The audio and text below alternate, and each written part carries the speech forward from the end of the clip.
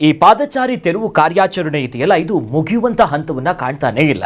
ಯಾಕಂತಂದ್ರೆ ನಿನ್ನೆ ಬೀದಿ ಬದಿ ವ್ಯಾಪಾರಿಗಳು ನಡೆಸಿದಂತ ಪ್ರತಿಭಟನೆ ಸಂದರ್ಭದಲ್ಲಿ ಒತ್ತುವರಿ ತೆರವನ್ನು ನಾವು ತಾತ್ಕಾಲಿಕವಾಗಿ ನಿಲ್ಲಿಸ್ತೀವಿ ಅಂತ ಜಿಬಿಎ ಮುಖ್ಯ ಆಯುಕ್ತರು ಒಂದಿಷ್ಟು ಭರವಸೆ ಕೊಟ್ಟಿದ್ರು. ಆದ್ರೆ ಇವತ್ತು ಎಂದಿನಂತೆ ಕಾರ್ಯಾಚರಣೆ ಮತ್ತೆ ಶುರುವಾಗ್ಬಿಟ್ಟಿದೆ.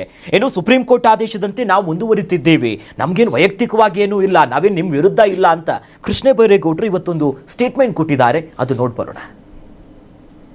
ಸಾರ್ವಜನಿಕ ಜೀವನದಲ್ಲಿದ್ದು ಏನೋ ಒಂದು ನಯಾ ಪೈಸಾ ಬೆಂಗಳೂರಿಗೆ ನಾವು ಒಳ್ಳೇದು ಮಾಡಿದ್ರೆ ನಮ್ಮ ಜೀವನ ಸಾರ್ಥಕ ಆಗುತ್ತೆ. ಅದಕ್ಕೋಸ್ಕರ ನಿಷ್ಠೂರ ಆದರೂ ಪರವಾಗಿಲ್ಲ, ನಾವು ನಿಷ್ಠೂರ ಆಗಿ ಸುಧಾರಣೆ ಮಾಡೋದಕ್ಕೆ ಪ್ರಯತ್ನ ಮಾಡ್ತೇವೆ. ನಮ್ಮ ಕಾರ್ಯಾಚರಣೆ ಬೀದಿ ಬದಿ ವ್ಯಾಪಾರಿಗಳ ವಿರುದ್ಧ ಅಲ್ಲ. ನಾವು ಮಾಡ್ತಾ ಇರೋದು ಸುಪ್ರೀಂ ಕೋರ್ಟ್ನ ನಿರ್ದೇಶನದ ಹಿನ್ನೆಲೆಯಲ್ಲಿ ಫುಟ್ಪಾತ್ನಲ್ಲಿ ಇರುವಂತಹ ಒತ್ತುವರಿಗಳನ್ನ ತೆರವು ಮಾಡುವಂತ ಕೆಲಸ ನಾವು ಮಾಡ್ತಾ ಇದ್ದೇವೆ. ನಾವು ಎಲ್ಲವನ್ನೂ ಕೂಡ ಟ್ಯಾಕಲ್ ಮಾಡ್ತಾ ಇದ್ದೇವೆ.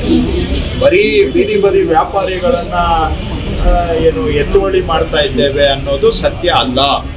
ನಮ್ಮ ಕಾರ್ಯಾಚರಣೆ ಬೀದಿ ಬದಿ ವ್ಯಾಪಾರಿಗಳ ವಿರುದ್ಧ ಅಲ್ಲ. ನಮ್ಮದು ಸುರಕ್ಷಿತ ಪಾದಚಾರಿ ಮಾರ್ಗ ಮಾಡೋದಕ್ಕೆ ನಾವು ಮಾಡ್ತಾ ಇದ್ದೇವೆ. ಬೀದಿ ಬದಿ ವ್ಯಾಪಾರಿಗಳು ಮೊದಲೇ ನಮ್ಮ ಬದುಕು ಬೀದಿಲಿತ್ತು, ಈಗ ನಡು ರಸ್ತೆಗೆ ತಂದಿದ್ದೀರಿ. ನಿನ್ನೆ ಜಿಬಿಎ ಆಯುಕ್ತರ ಜೊತೆ ಮಾತನಾಡುವಾಗ ಒಂದು ಮೌಖಿಕ ಆದೇಶ ಕೊಟ್ರಿ, ಇಲ್ಲ ನಾವು ತಾತ್ಕಾಲಿಕ ನಿಲ್ಲಿಸ್ತೀನಿ ಅಂತ.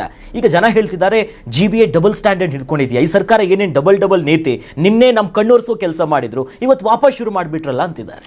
ಹೋರಾಟಕ್ಕೆ ನಿಂತಿರೋರಿಗೆ ಅವ್ರು ಏನಕ್ಕೆ ಬಂದಿದ್ರು ಅದನ್ನು ಅಲ್ಲ, ನಾವೇನೋ ಬೇರೆ ಮಾಡಿಕೊಡ್ತೀವಿ ನಿಮ್ಮ ಪರ್ಯಾಯ ಅನ್ನುವಂಥ ನಿಟ್ಟಲ್ಲಿ ಅಲ್ಲೊಂದು ಸಮಜಾಯಿಷಿ ಕೊಟ್ಟು ಅದನ್ನು ಮನೆ ಕಳಿಸ್ಕೊಡ್ಬೇಕಾಗಿತ್ತು. ಅವ್ರ ಹೋರಾಟವನ್ನು ಅಲ್ಲಿಗೆ ನಿಲ್ಲಿಸಬೇಕಾಗಿತ್ತು. ಅದು ಒಂದು ರೀತಿಯ ತೆರವು ಕಾರ್ಯ. ಇವರು JCB ಹಿಡ್ಕೊಂಡು ಹೋದ್ರೆ ಮಹೇಶ್ವರ ರಾವ್ ಅಲ್ಲಿ ಸರ್ಕಾರದ ಪರವಾಗಿ JCB ಆಗಿ ಹೋಗಿ ನಿಂತ್ಕೊಂಡು ಒಂಥರ ತೆರವು ಮಾಡ್ಕೊಂಡು ಬಂದಂಗೆ ಆಗಿತ್ತು.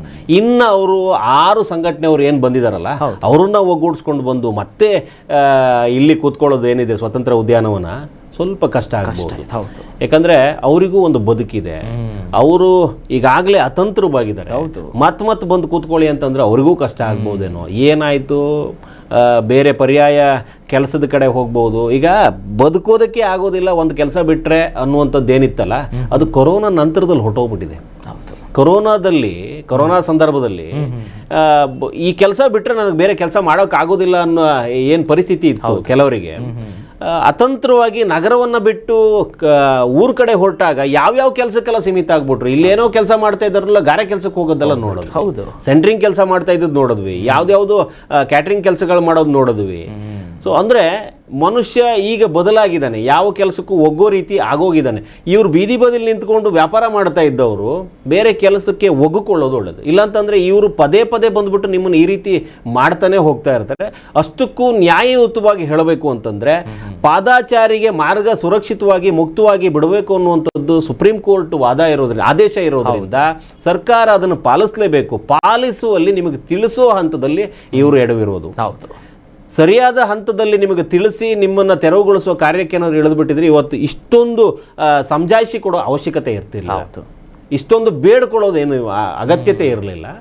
ಒಂದು ಸಂದರ್ಭಕ್ಕೆ ತ್ವರಿತವಾಗಿ ಏನೋ ತಗೋಬೇಕು, ಏನೋ ಮಾಡಿಬಿಡಬೇಕು ಅನ್ನುವಂಥದ್ದು. ಯಾಕಂದರೆ ನಿಮ್ಮಲ್ಲೇ ಸಮನ್ವಯತೆ ಇಲ್ಲ. ಶಾಸಕರಿಗೆ ಇಷ್ಟ ಇಲ್ಲ, ಕೆಲ ಶಾಸಕರಿಗೆ, ಸಿಬ್ಬಂದಿಗಳಿಗೆ ಇಷ್ಟ ಇಲ್ಲ, ಅಧಿಕಾರಿ ವಲಯಕ್ಕೆ ಇಷ್ಟ ಇಲ್ಲ, ಅಲ್ಲಿ ಬರುವಂಥ ಆದಾಯವನ್ನು ಬಿಟ್ಟುಕೊಡೋದಕ್ಕೆ ಕೆಲವರಿಗೆ ತಯಾರಿಲ್ಲ.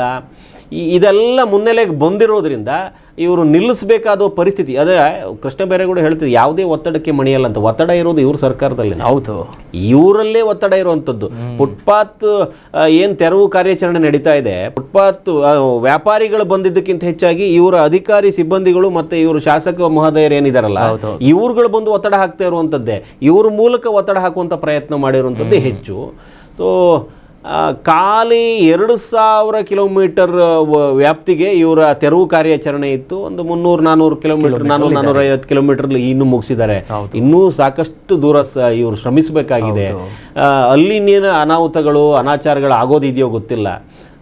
ದಿನೇ ಇವರು ಕಾರ್ಯಾಚರಣೆ ಇವರು ನಿರಂತರವಾಗಿಸ್ಕೊಂಡಲ್ಲಿ ಒಂದಷ್ಟು ಅನಾಚಾರಗಳು ಅಂದರೆ ಅನಾಹುತಕ್ಕೆ ದಾರಿ ಮಾಡಿಕೊಡ್ತಾರೆ.